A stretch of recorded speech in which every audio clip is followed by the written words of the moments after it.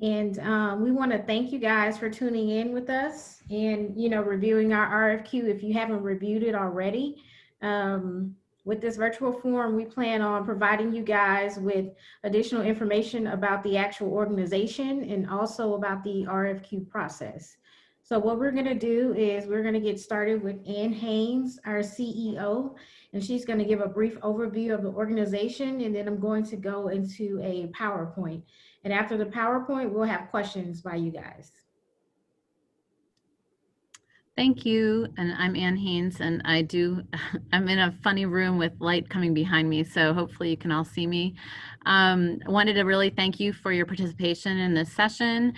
We will be able to go through some of the organizational highlights if you're not familiar with us in the PowerPoint itself. But just briefly, last year was the first year that we had a new qualifications process for builders to look at people's qualifications, their experience, their interest in working as a partner of the Houston Land Bank to be able to be eligible to purchase lots from us. At the time, we did talk about the fact that you'd be qualified for 2 years to purchase lots, but that we would annually look for new builders. And in fact, we're already here in this year later and looking forward to having many of you join our pool of builders.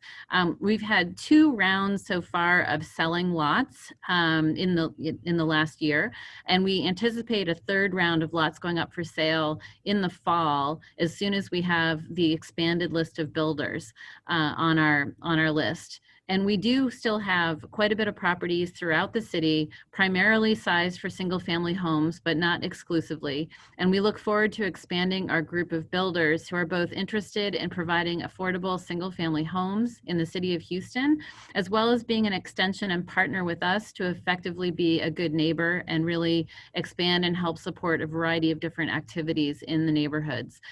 Certainly really expecting questions and comments and hopes about things that you might want to accomplish through our program. So hopefully today is a good introduction, and we will have a period of time that Doris will lay out to be able to ask additional questions that we can answer prior to the qualifications process being closed. And again, this is our 2nd round of doing this, and I think the builders that have been with us for the past year, it did take a little bit longer that first time around, but we've really figured out a process to bring builders on as quickly as we can. So Doris, with that, perhaps you can just kick it off. All righty, so we're going to have some brief staff introductions before I get into the actual PowerPoint. So Gonzalo, did you want to go first? Sure. Hi there, good evening everyone, or actually good afternoon, not evening yet. Good afternoon, thank you for joining. I'm Gonzalo Gonzalez, I'm the VP of Finance and Accounting for the Houston Land Bank, and thank you for joining us. All right, Mary, did you want to go? Sure, and please disregard my dogs possibly barking in the background. So hi, my name's Mary Barba. I've met some of you as well at our past builder forums and on past Zoom meetings. I'm the inventory manager and office administrator. So whenever you get usually an email blast, it's from me.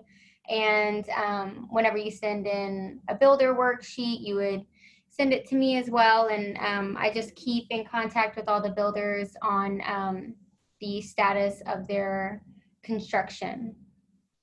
So that's just a little bit about me and what I do. All right, and Ivan? Yes, hi, good afternoon. My name is Ivan Zapata. I am the program manager for the acquisitions and real estate department. And so I'm part of the acquisitions team out buying land and lots for everyone to keep building on. Okay, so let me actually share my screen so that we can go over the PowerPoint.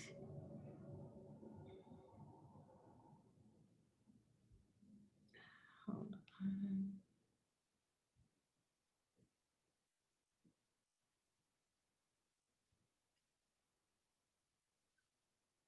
All right, so hopefully everyone sees my PowerPoint so that I can get started. We are the Houston Land Bank, and this is our first optional virtual builder forum for our 2020 Builder RFQ that we just recently released. I'm sure some of you may have received either an email blast or you've seen our advertisement in the OBO or HBJ. So either way, we welcome you here. Our mission is to acquire land, maintain the property, facilitate development, and then proceed to get home buyers and homes. So we strategically acquire, dispose, and steward vacant, abandoned, and damaged property into productive use and catalyze it into transformative community development for the city of Houston. So essentially what we do is we take vacant and abandoned property, a lot of our previous inventory, that's where it comes from, the tax foreclosure sales, and we turn that into a productive use. Majority of it will be for single family purposes currently, but just as my CEO Ann stated, we are opening up different avenues for different types of property. It depends on the actual use of the property. We also intend in this process with all of our lots to be a good neighbor in the communities that we serve. And we also want to identify some of the highest and best use for most of the sites that we support. So we also look at things such as community needs and initiatives, and we like to utilize the resources that we have, such as different organizations throughout the communities that we work in. We like to collaborate with different partners on different initiatives. And that's one thing that we are priding ourselves on this year. Next year, we would like to have more partnerships throughout the community with some of the organizations that are there already. We want to provide proactive and transparent access to data, activities, and operations, and demonstrate that we can be a good neighbor to our community. Let's see. These are just estimates, some of our accomplishments to date. We've sold 50 plus homes in 2019. We have 65 plus acres homes, neighbors, welcome to a yard social that we had last year. We have approximately 555 properties in our inventory and roughly 268, which are reserved for our NHDP program. Those numbers have changed just slightly. We have put back roughly 1 million to taxing entities in 2019 based on the lots that we've sold to builders and the houses that have been built. Overall, throughout the entire program, which we started with LARA and it is now HLB, we've sold roughly 712 properties. And there's been roughly 76 million property value back into the actual market once the homes have been sold to home buyers.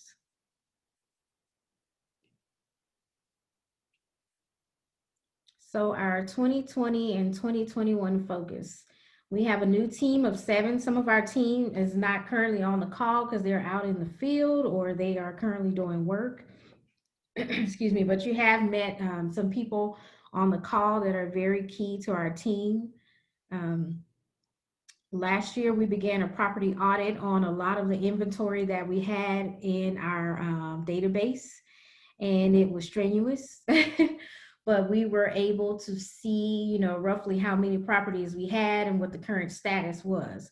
So we're continually auditing what we have in our inventory, and we're always looking at what the status is and, whether or not those lots should go up for sale, whether they should be held, whatever the case may be. We are still developing a lot of our operational systems, which we've made great progress on since last year. We have a updated property database system. And then we also will likely be utilizing a system to acquire properties in the future.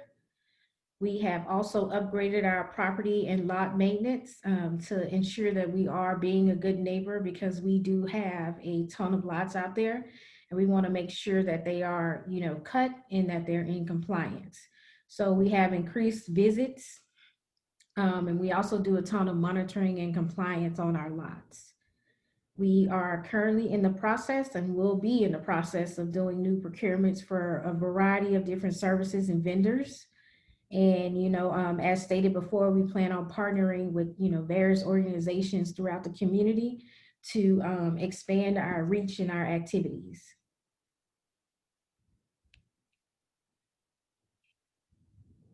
This is just a snapshot of the old LARA program.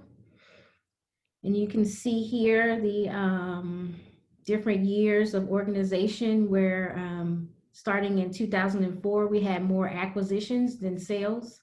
And it kind of leveled off at one point, and now we're looking to do more lot sales than some of the acquisitions that we've done, but we will aggressively be doing more acquisitions for the traditional program as well as the NHDP program. So there is no need to worry about us not having land.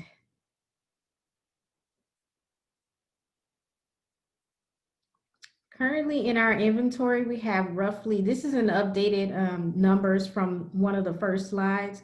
We have roughly 540 properties. It's a little difficult to pinpoint the exact amount because it fluctuates. There are roughly 225 holding for housing, our NHDP program, and approximately 171 available for our traditional program. I will explain the differences between the program and let you know which one that you guys will be working in.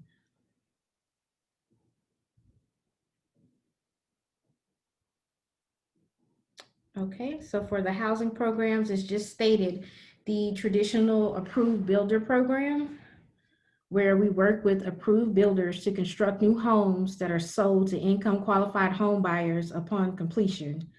A new house is a great price, and we provide a new house at a great price, and it's guaranteed. Our new home development program is a program that we work on with the city, with HCDD, the Housing Authority, and that we provide newly constructed affordable single-family homes for income qualified home buyers. In this program, HLB actually owns the land. We turn it over to a builder to build a home, and then the builder turns it back over to us, and we sell the home. In the traditional program, the one above, we actually sell the lot to a builder, and the builder builds the home, and then the builder sells the home themselves. So for purposes of the RFQ that we put out and that you guys would be applying to, you would be in the traditional program, because we do not procure builders for the NHDP program. We did want you to know, some of the particulars of the program, but you would not be participating in that program through this RFQ. So for the traditional program, we're focused on property development, and I know you saw before that it said that the houses have to be sold to income qualified home buyers. And when we say income qualified, we mean 120% AMI home buyers that are required for our programs. So any lots that we sell to a builder and the builder builds a home, the home buyer has to be qualified by the city of Houston at 120% AMI or below. And this chart right here, if you see household size and the 120% area median income, this will show you the numbers that you would be working with if you purchased a lot from us and you built a home and you had to sell it to a home buyer. And let's see. So just as a progress snapshot for 2020 development, we currently have 23 lots sold, and we're anticipating selling quite a bit more. We have 19 homes sold to date. We have roughly 53 under development, and we will have 3 rounds of lot sales. As my CEO, Ann, stated, we're currently in round 2, which has closed. So anybody that would apply for this RFQ and be selected, you would only be able to bid in round 3 and above. So, and as it relates to the 2020 projected development, we will be very aggressive next year. We're looking forward to selling 100 lots and have roughly 60 to 80 houses constructed.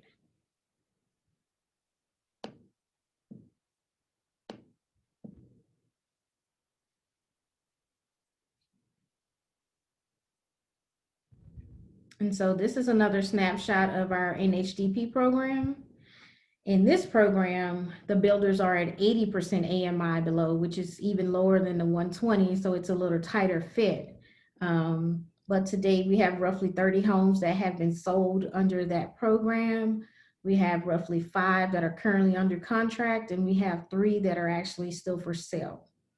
And they build those in phases. So as I said, us working with the city of Houston, the HCDD office, they set up different phases of building, and I think currently right now they're in the Acres Homes area. So if you see the city building in Acres Homes, it's likely our NHDP program. So right now we've acquired roughly 67,000 square feet to provide up to 28 houses, which is actually likely increased. We have roughly 350,000 square feet under contract currently as an acquisition. And our acquisitions manager, Ivan, has reviewed well over 700 properties just for acquisitions of this nature.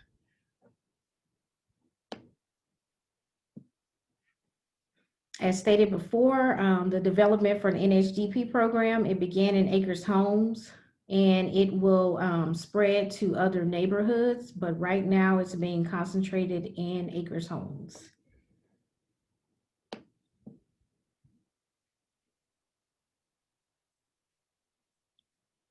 So as far as the actual traditional program and the guidelines and goals, one of our goals is to support the City of Houston affordable housing goals.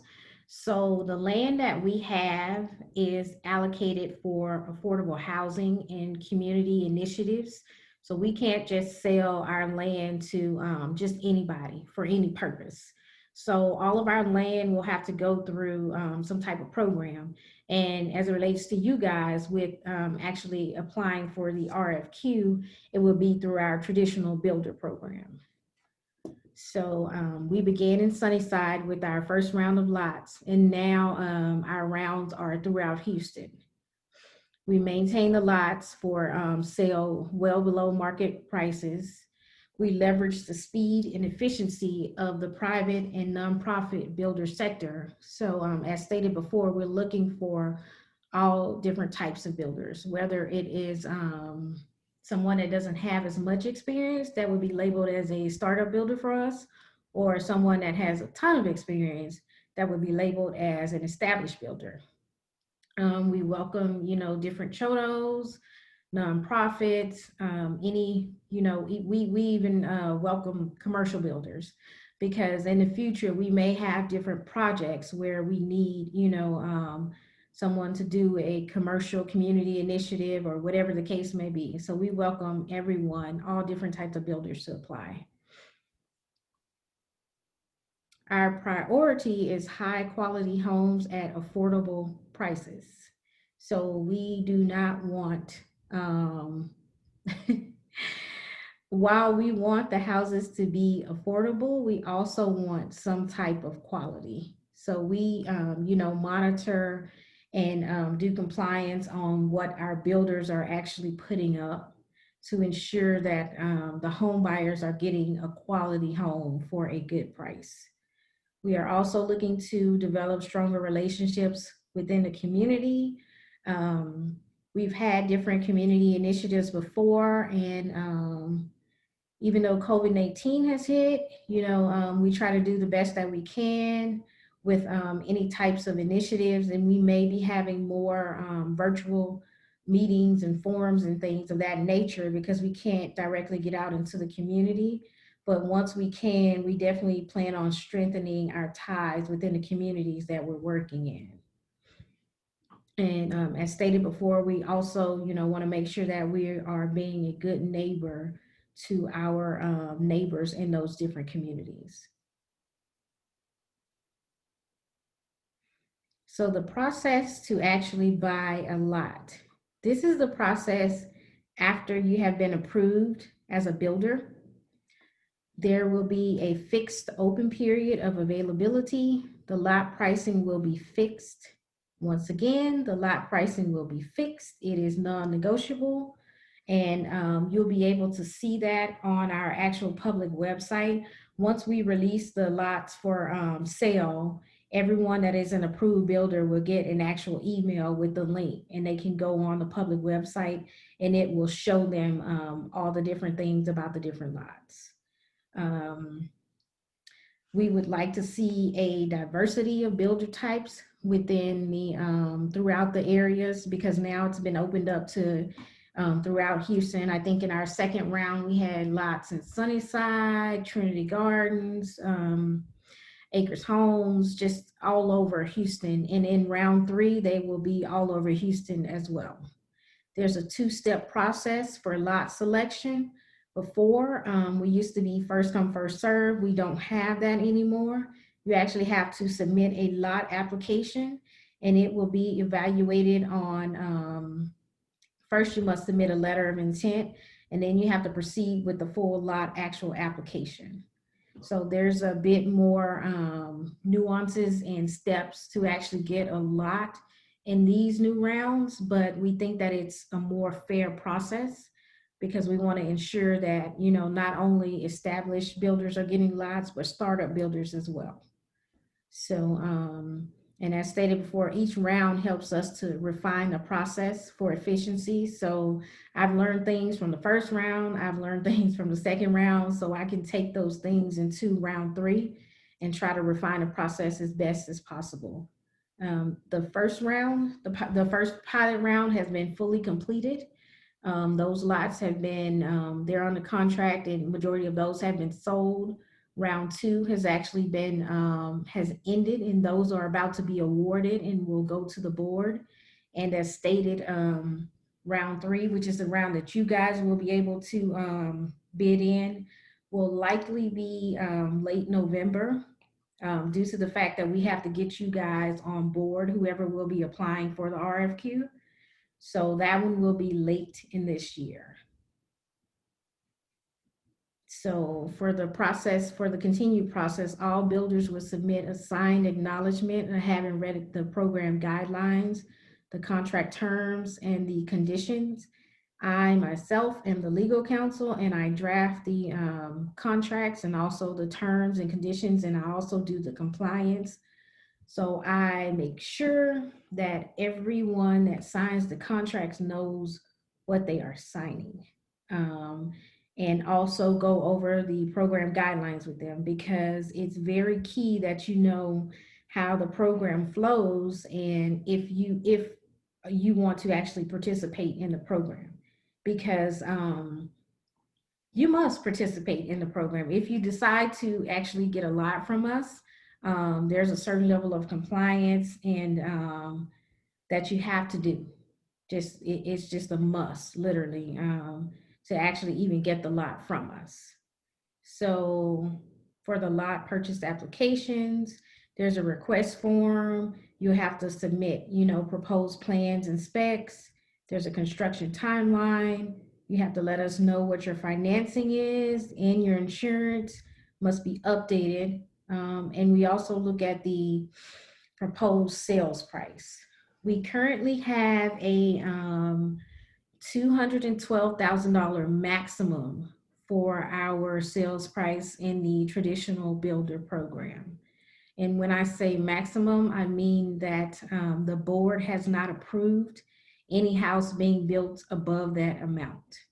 And that's just something to keep into context when you're looking at the prices of the lots, and when you're also looking at the plans that you're submitting for the lot once you get to the actual lot applications, because we will not approve anything above 212. I've seen builders that come in well below 212. I've seen builders that come in right at 212, but we just can't approve anything above 212. For the maximum lot selections, this is designed, this and the cap, so that one builder won't be able to get all the lots. With the established builders, you can get 5 lots and have 8 total requests in one round. With the startup builders, you can get 1 to 2 lots, and then the other set can get 2 to 4 lots. And this is all in one round. I'll give you the actual maximum cap that you can have as a builder. This cap likely won't apply to you guys anytime soon, because I'm assuming that all of you guys are new builders and you haven't worked with us and you don't have any current lots. So you wouldn't reach this max at this current time. But it's pertinent that we let you know that there is a cap. All lot application requests will be reviewed by a review committee, and the top 3 proposals will be reviewed. These top 3 are based on the actual price per square foot. So we actually encourage you to have a competitive price per square foot, because that's what's going to get you into the actual second round of lot application review.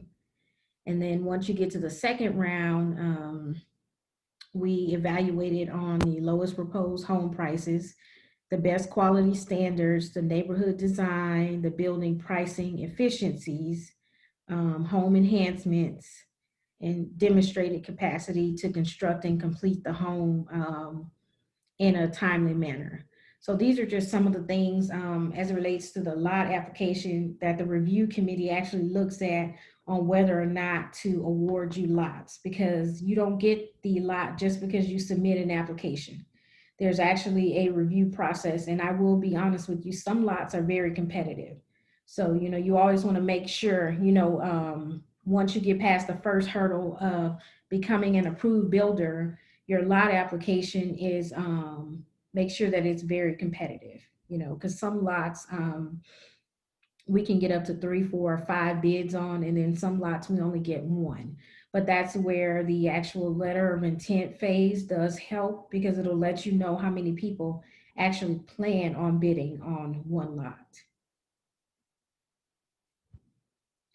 After the committee has reviewed it, the board of directors will approve the actual recommendations from the committee, from the program committee. And then after board approval, the builder will provide any, additional insurance and any updated financing documents. We also ensure, actually myself will ensure that there are no outstanding taxes or lien obligations before we go into any contract with a builder. That is a part of our compliance. So you cannot be a partner with the Houston Land Bank if you have any outstanding taxes or lien obligations. So that's something to take into consideration, and I will search. So just to let you know. At closing, instead of the reverter that we used to have, we actually have a forgivable deed of trust that we record in favor of the Houston Land Bank. And what that does is that allows us to hold a small interest in the lot. And also we release that once it's being sold, but we release it based on how you've actually complied with the program guidelines. So say for instance, one of the guidelines that we have in place now are you have to do monthly reporting for the lots that you've purchased. So just as a quick scenario, you are approved as a Houston Land Bank builder in November. You actually bid on 2 lots at the end of November in round 3, and you're awarded those lots. Once you are awarded those lots, you have to start reporting monthly via a worksheet or whatever mechanism we have at the time to make sure that we are aware of what your progress is. We have to monitor closely what the progress of these projects are, because if we don't, then we end up having a situation where something has really went left, and it's harder to fix if we're not, monitoring it on a monthly basis. So that's just one of the program guidelines that we have. We require monthly reporting. We require a certain amount of community engagement. We just want our builders to not only be builders, but we also want them to be partners in our affordable housing collaborative. So we expect our builders to meet and exceed minimum standards and the plan specifications in the contract. And like I said, I will go over the contracts with each and every person that is purchasing a lot, so that there will not be any questions, and there will everyone will be clear on what the guidelines and what the requirements are. We expect you to meet and exceed construction site and contractor standards, construction timelines, community engagement, the monthly reporting as requested, the qualified income home buyer certification from the city. And I can just try to explain that as quickly as possible, but I'm sure I have to go more into detail on this one. So with the qualified income home buyer, what we require is any home buyer that is purchasing a home from one of our builders, they literally have to send the home buyer's information to the city of Houston, and the city of Houston will qualify them and send us back a letter stating that that person has been income qualified.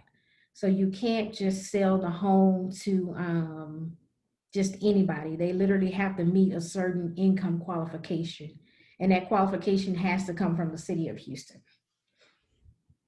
Each builder has to stay current on their property taxes. And as stated, there is way more compliance than what we used to have. So we just stay aware of what's going on. All proposed changes to contract terms must be approved by the program committee and the board of directors. So that means, say for instance, you are under contract to build 2 homes and you purchased 2 lots from us. In that instance, if you need to change something that is already in your current contract, you would bring that back to the actual program committee, who would either approve it and get it ratified at the board, or would move it to the board for approval. It depends on what the request is. And waivers of any kind are requested to be in writing and within 2 weeks of need. When I say waiver, in this instance, this would be actually submitting the income qualification letter to us, and me actually releasing the deed of trust before closing, because you're going to have to get it released before closing.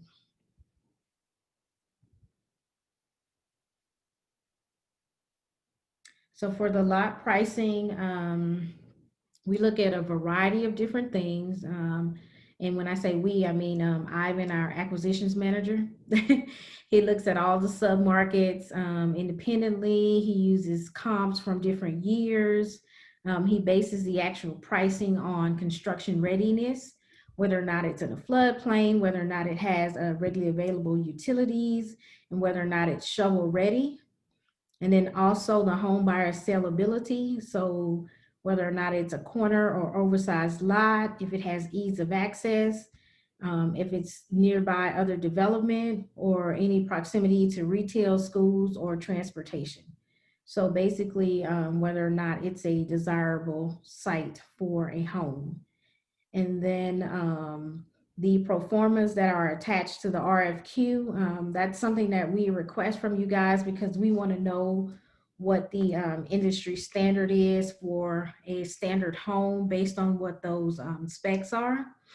And we take that and we do, averages to make sure that our actual lot prices coincide with what our affordable housing needs are. So for the general contract terms of the actual, once you're awarded a lot, as stated before, we make sure that you have adequate financial assurance and insurance to purchase the lot and construct the home.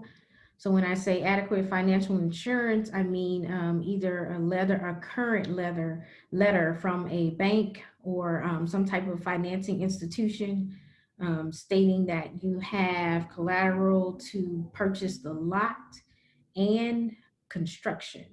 So that's something that we look for to make sure that the builders are actually ready to purchase the lots and begin construction, because we don't want any delays. We also require that you do a inspection. And when I say inspection, I don't mean a formal inspection by someone licensed, but I mean, we want the builder to actually go out and look at the lot. Previously, we had instances where people were buying lots and they hadn't looked at them, and then they didn't want them. So, it became an issue.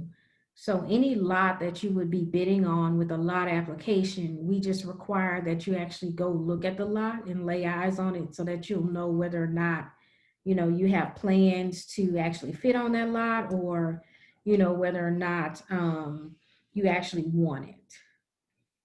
All prorated taxes and any future taxes will be paid at the time of closing. We only allow one house per lot unless otherwise approved by us. And that we mean wholeheartedly.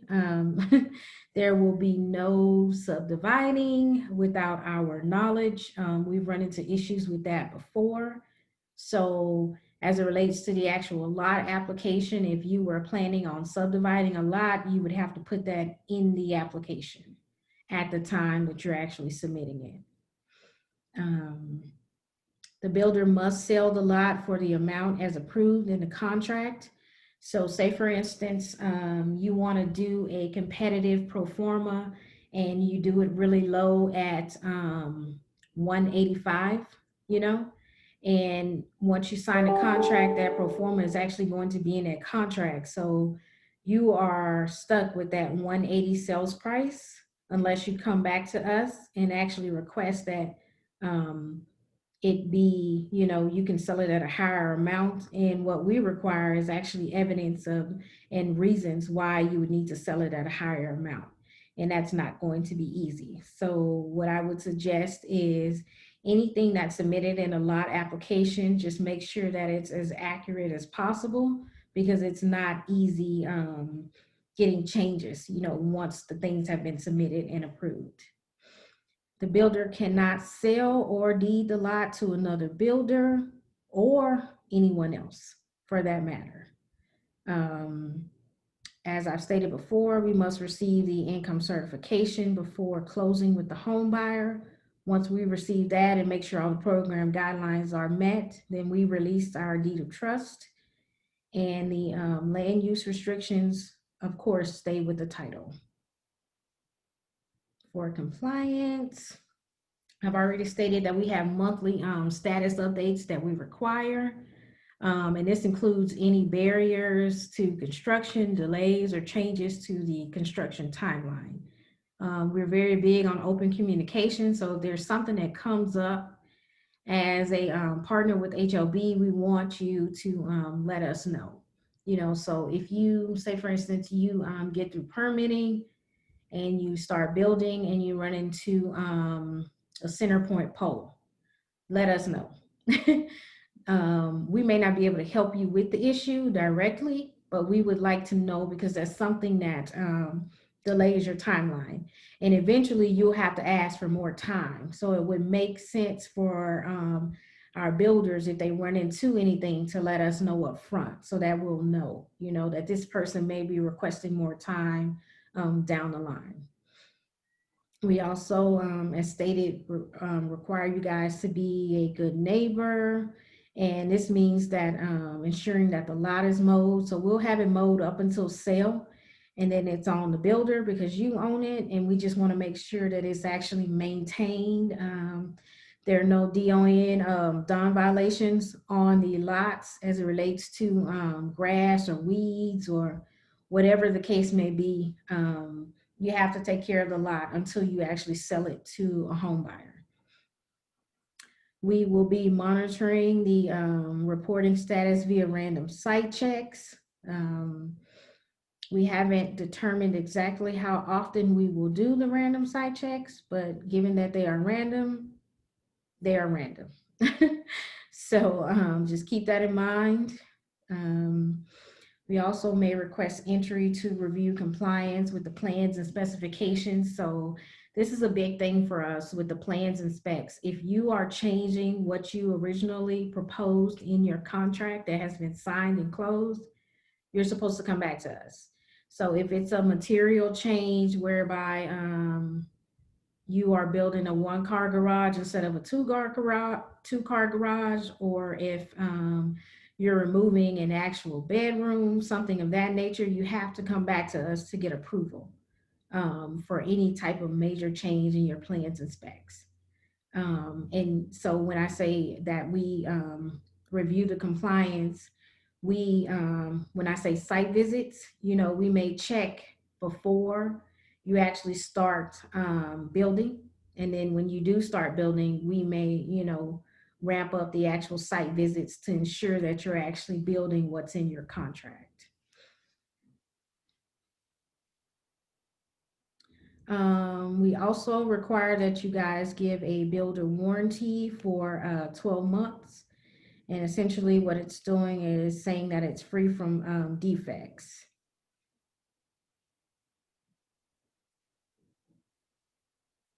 So for the penalties, for the defaults and remedies, there are penalties that can be accessed to the builder by staff with approval of the program committee. And when I say penalties, I mean when builders don't comply with the actual program. Before, there was not a great level of compliance with the builders. So now with the new program that we've implemented beginning late last year and starting, this year, we just have to make sure that builders are complying with the actual program guidelines as written. Some specific violations could be, not notifying the community when you start building. One thing that we do require is either you hand out a small flyer or put a sign in the yard once you purchase it, letting the neighbors know that you will be building and it will be an HLB house. We have that in place so that, we're all being a good neighbor, and also so that people will know, what's coming. People have a tendency to feel better about things once they actually know stuff. And if someone is building in their neighborhood and they may not, know or feel familiar with them, that can cause other issues. So we just want you guys to be, the best neighbor as possible, literally. We require, the monthly reporting. We require proper construction site standards, and that goes back to actually, maintaining your lot, meeting the construction timeline. So whatever timeline is in your contract, you will be held to that timeline unless you request additional time and it's approved. We also, require that you guys build to the approved plans and specs as stated. A specific violation would be multiple citations of any one of these. Any unauthorized assignment or sale of ownership is definitely a violation. And then also failure to complete. So while we want you to timely start on the house, we also want you to complete the house, because we don't want to have to complete the house for you.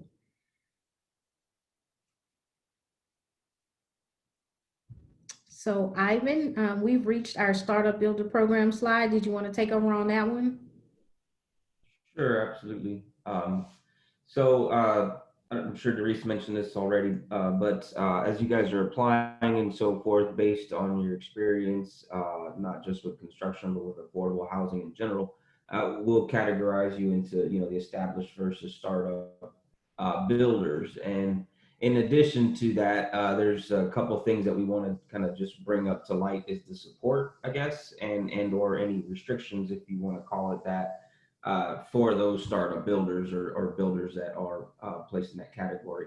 And so essentially we'll have kind of two tiers of startup builders, and one tier, or excuse me, tier one is probably some builders who have had construction experience, but maybe not so much so with the affordable housing industry sales part, that side of the house, so to speak. So can build a house, it's the affordable housing part that's new and different.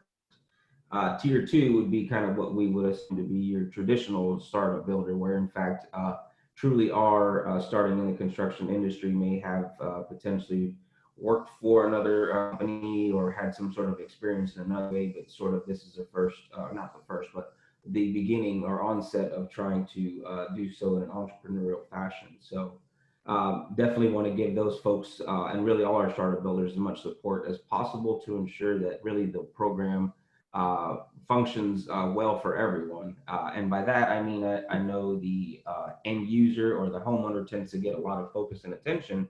as far as the benefit goes to the community, but we understand really that there's a lot of small business partners that make us, that actually deliver and make these things actually happen. So, and starting with you guys, definitely the builders, but we also have, realtors, lenders, title companies. So I think we understand that the biggest and community impact we can have is when we sort of not just focus only on the homeowner and the home buyer and what's necessary for them to thrive, but also the small business partners that help us, like I said, make these things happen. So that being said, the idea is to really invest in the small businesses and the folks that help us do so, just to keep prices as affordable as possible, and again, just to impact the community as best as possible.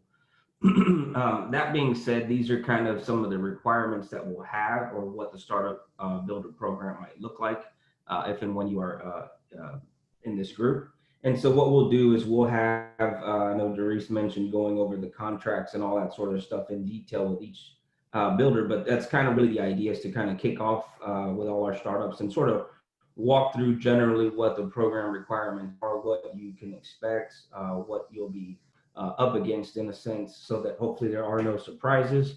Maybe a little bit redundant for some folks, but I think the idea is that we all at least know, and by we, meaning Houston Land Bank, the board, its partners, that all of our builders are at least have some minimum amount of knowledge, or we brought that to your attention, so to speak. So going back to the rules and regulations, the things that we just went through, it's kind of sort of a reiteration of that. And then the other part is, like I said, being able to have a mentorship relationship with some of our startup builders, so that they can be supported with the construction and sales side, and that sort of thing. It's sort of really still up in the works as to how exactly that would work itself out, but that is definitely the idea, is to give our startup builders as much support and one-on-one support as possible.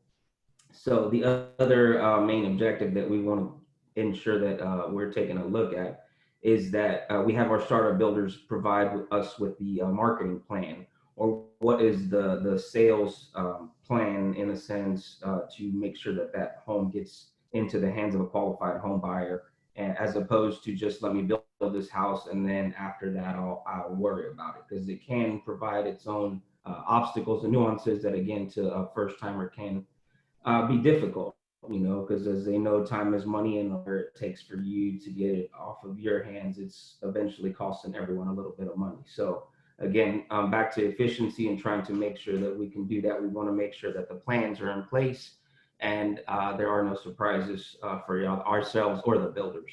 And then finally, we're trying to add support in the sense of meeting sessions, quote unquote training sessions. And I use that term loosely, but really I think the idea is that we're trying to cross the paths of as many industry experts and leaders in certain aspects of building that we can with our startup builders. So giving them the opportunity to maybe talk to or reach out to or network with folks that they might not necessarily be able to on a regular basis, and or really just making that information and or contacts available to them. But so far we're thinking a few sessions that have to deal with design and permitting, right? A lot of builders complain that there's permitting problems, or they can't do this or they can't do that, or they run into certain issues.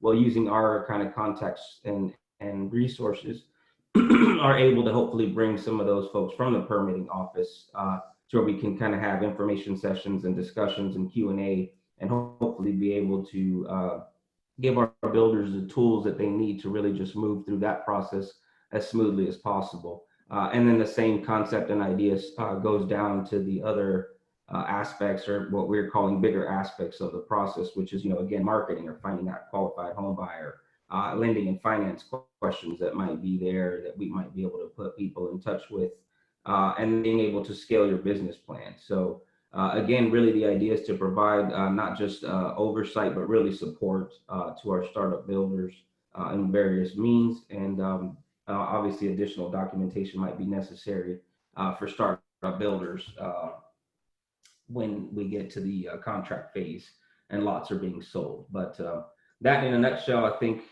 just hopefully lays out what we're trying to accomplish with the startup builder program. Okay, thank you, Ivan, for that. We're almost done. So these are just some frequently asked questions. And what I'm going to do is go over these, but we also welcome you guys to submit any additional questions by September the 4th, which is this Friday by 5 p.m. so that we can compile all of the questions and answers and put them on our website in the section where our RFQ for builders are, so that you can go back and reference, if there's a question that someone else may have asked or something very similar to a question that you may have. So for one, the RFQ for builder submissions will not be accepted after the deadline. The deadline is September 21st at 5 p.m. Given that we are accepting submissions via email, they will be time-stamped, and any late submissions will not be accepted.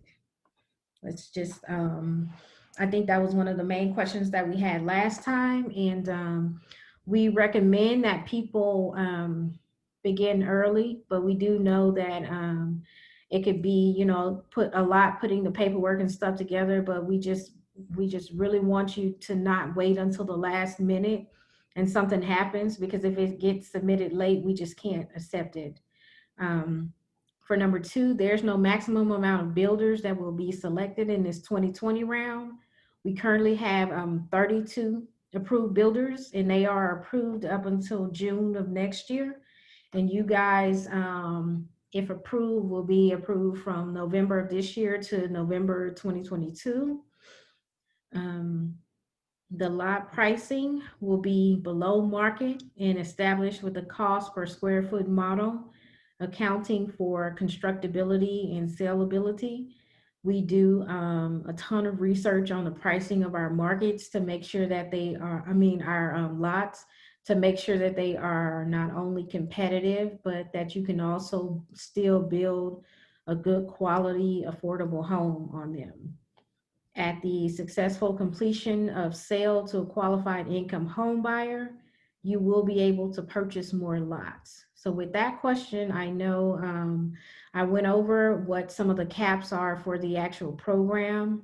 When I say that you're only allowed a maximum amount of lots, some people wanted to know, if I've reached my maximum already. So say for instance, it's a tier 2 startup builder, and they're only allowed, 2 lots.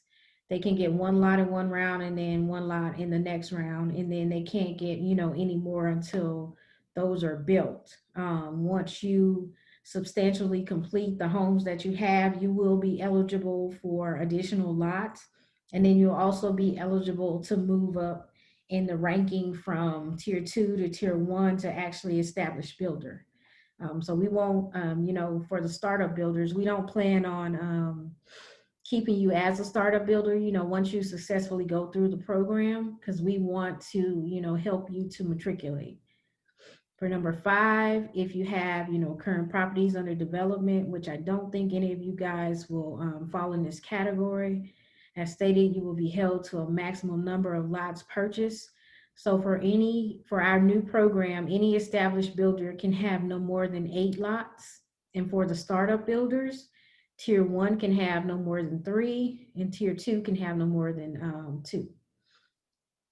There will be no more dollar lots with reverters, but there is a new deed of trust to secure performance that will be recorded on all lots. Previously, we had, concerns about the dollar lots being reverted. One, we don't have that problem anymore because we don't have any more dollar lots for sale. And 2, we instituted another mechanism where we can actually, not necessarily track, but be aware of the process and make sure that the builders are adhering to the actual program guidelines with the deed of trust to secure performance, because as stated, it's literally to secure the performance of the builder. Those are just some frequently asked questions. Like I said, we recommend that any questions that you have, you just submit them to the builders ad email, builders@houstonlandbank.org before September 4th, and we will compile those and we will put those answers on the website. This right here is an actual snapshot of our public site and map. So with the public site, as stated, once we release a round of lots, so what I do is staff goes in and we select lots to be released in each round. So we don't put up all our inventory at one time. We go through, we comb through, and we select different lots for different rounds. When a round is released for approved builders, we send out correspondence letting them know that the round is up, for viewable, to be viewed and to be bid on. And this public site right here is where you can actually see all of the lots that are up for sale. And as stated, you'll be able to see the lot, the pricing, the HCAD rendering, what the lot actually looks like, all of these specifics, whether or not it has utility hookups, whether or not it's in the floodplain, just a variety of different things about the actual lot. This is our dedicated website for the sale of lots. Each property will have the basic information. We try to make sure that we give you as much information about the lots as possible. And then all lot purchase requests, which are lot applications, will be via email. And this is a snippet of the actual public site for the map for the public site that I previously showed you guys. And what this is, so in round 2, we had roughly 38 lots for sale. So this is a map showing where all 38 lots were listed. So we just think things like this are key for the builders who may be looking for specific areas or looking for clusters or anything of that nature so that they can see, what's being put up for sale. Next steps. We are asking that you review the program guidelines, and I'm actually going to put those online, the updated guidelines, in the same format where the builder RFQ is, so that you guys can review them. In addition to the RFQ, we ask that you submit any questions by Friday, September 4th at 5 p.m. The deadline for application submissions is September 21st at 5 p.m., of course. We will then go into the review phase, and we are projecting that the board will vote on the recommended builders at the November meeting, which would be November the 12th. And then the official round 3, which is the round that our new builders would be able to bid in, new and old. It will likely be released sometime by the end of November. I do not know exactly what lots we will be putting in round 3 yet. It's a little early, so I can't tell you, but I do know that it will be all over Houston. And then once the lots are released, you will get roughly 4 weeks to actually put together a bid and do your analysis on submitting for the lots. So that's us in a nutshell. Does anyone have any questions?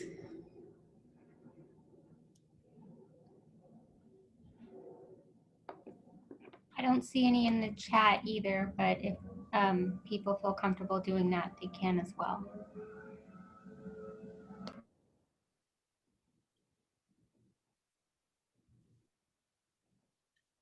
Hello. Hello. Can you guys hear me? Yes. Hi, my name is Unique James. Thank you so much for your presentation. I have a question about the Startup Builder program slide. I'm a bit confused on, in the RFQ, it's specified that we must identify a mentor builder. So is that something we need to specify in the RFQ, or if we are approved as a startup builder, you all will be allotting that mentor to us? So in the RFQ, no, we would just like you to submit to the RFQ and become an approved builder. And then once you are designated as a startup builder, either you can submit someone to us that you want as your mentor, or we can actually place you with a mentor. And, you know, we're still in the process of developing the program. So there is no, you know, specific way that we would like to do it, but we do want to ensure that all startup builders have the opportunity to work with a mentor, someone that, you know, knows the ropes and can answer, you know, specific questions. Ivan, did you have anything? I'm sorry. No, that's fine. I think, yeah, I concur with you with what you're saying. Okay. Okay, thank you. You're welcome. Does anyone else have any questions?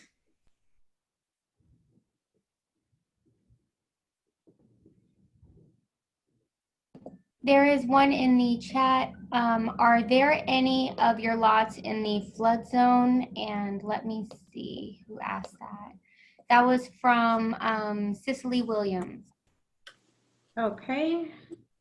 Some of our lots may be in the flood zone, but as stated on that public website, once we release them, it will say whether or not it's in the actual flood zone. So that's definitely something, I'm glad you asked that. That's definitely something that you would take into consideration when you're submitting your plans and specs, because you know they would need to be on pier and beam or they will not be approved. But you'll be able to see that once we release the lots, all of that information will be there for you to see. I have a question. Yes. This is Lawana Meadows with Invictus Homes. Mm-hmm. You mentioned two programs. You said, I think, a HLB, Mm-hmm. and then you mentioned another program where the builder builds a house for the city on the city's lot, Mm-hmm. but never takes ownership of the home. What is the name of that program? So that program is our NHDP program, New Home Development Program. And I don't know if you missed that part, but you guys would not be participating in that program because we don't procure the builders for that program. The city directly procures the builders for that program. Is there a website can you be involved with both programs? Now that I don't know, I would assume you can, but like I said, we don't directly select those builders. So what I can do is I can, do we have your email address, sir? I think so. You guys send me the link. Okay, then we have it. Well, what we can do is try to send you some information from our website that would direct you on how to apply to them. But like I said, we don't directly select the people, so we have nothing to do with the actual selection of the builders. We just facilitate everything else because it's our actual lot. Okay. And I believe, this is Anne for just a second. I believe they had an open RFQ last year sometime for the new home development program on the city's procurement site, but I believe it is now closed. So it's just a separate process. And they may have one in the future, and hopefully if they do, we will let our builders know. And I do not believe it's a problem to be listed with both organizations. New home procurement project? It's the new home development program, but the procurement would have come through the procurement, the city's procurement kind of web page where they have all the procurements for a variety of different types of services. But it's been, I believe it's closed now. It was sometime last year. Okay. Yes, it is closed. It was. They haven't announced the selection, but they did the submittal. The RFP process. Okay. Yeah, it's already closed. Okay. Thank you. Thank you. Do we have any more questions?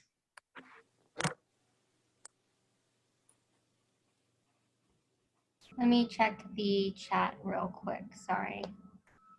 Let's see. They will provide you with a mentor. Cool. I have one more question. Yes. If we built homes previously under a different company name, would that be able, would we still be considered a startup builder, even if it wasn't with your project that's open now? So as it relates to startup and established builder, what we're looking for is with the established builders, of course, they're the ones that have, you know, taken down multiple lots and built multiple homes. But for the actual startup builders, if it's someone that has never worked in our program, you will Okay. likely will be placed in at least tier 1, even if you do have some type of experience. But as stated, you know, once you purchase a lot and you build at home, you're going to move up into the next round, you know, the next level. Because even though you may not have built for us, you know, you may have built, you know, multiple homes before. So Okay. Sorry, I didn't catch that question. What was the question? the question was, would you still be labeled as a startup builder if you have years of experience under another like builder? Thank you.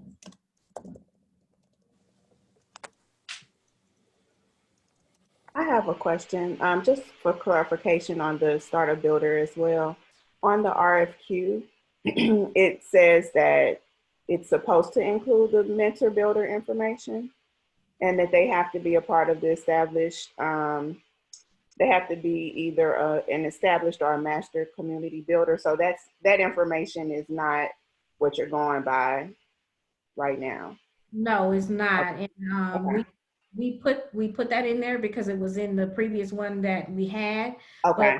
But we are still refining the process for the startup builders, because before with the old LARA program, we just wouldn't accept, you know, startup builders because it was, you know, too much work to deal with them, you know, and there are different nuances and things of that nature that we didn't have, the city didn't have the capacity to go through with the startup builders. But now that we have a staff, you know, we're trying to create, you know, a program that will help the builders and, you know, help them actually matriculate. So whereas we will have people in these different rounds getting lots that previously would have not gotten lots under the old program. So we're still trying to actually refine it. I know that it does say that, but I will, once I respond to your answer and we post them online, I will be clear that, you know, as it relates to the actual mentor builder, that part we're still working out. So. Okay. Sounds great. Thank you. And I have one more question. I guess it's kind of goes back to the established builder and the startup builder. On the RFQ for established builder, it states that you have to have the capacity for building on 5 or 10 land parcels at a time, track record and demonstration, business experience of more than 3 years. So it doesn't specify that you had to build for the land bank. So, and I just want to make sure I understood you correctly when on the last answer, as it relates to being an established builder and having not actually built homes for the land bank. Okay, so and then what we also look at, so say for instance, you will have to submit your articles of incorporation. So how some people end up being a startup builder, as one of the previous questions said, if they built, you know, with another entity before, but they're actually submitting under this entity, that would be new. So, you know, some of the people that we have, they end up being startup, even though they may have, you know, years of building with a different builder, because they're actually submitting under a newer, you know, organization. So sometimes that's what happens to people, but it's all relative to say whether or not, but we ask you to actually put down what you're submitting under. So say for instance, your entity, if you submit under an established builder and, you know, we review everything and we think that, you know, you're in between established or startup, we may actually, you know, give you a call for further clarification or request additional information so that, you know, we can try to place you into the right category. Okay, thank you. I appreciate that clarification.